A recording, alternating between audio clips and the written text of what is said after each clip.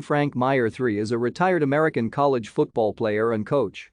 Meyer served as the head coach of the Bowling Green Falcons from 2001 to 2002, the Utah Utes from 2003 to 2004, the Florida Gators from 2005 to 2010, and the Ohio State Buckeyes from 2011 until his retirement after the 2019 Rose Bowl.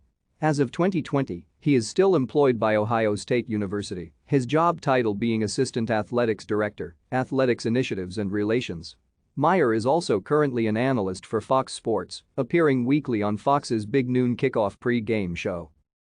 Meyer was born in Toledo, Ohio, grew up in Ashtabula, Ohio, and attended the University of Cincinnati, where he played football as a defensive back.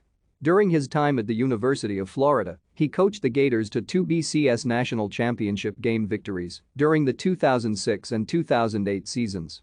Meyer's winning percentage through the conclusion of the 2009 season was the highest among all active coaches with a minimum of 5 full seasons at a Football Bowl subdivision program. Thank you for watching. Like and subscribe if you would like to view more of our videos. Have a nice day.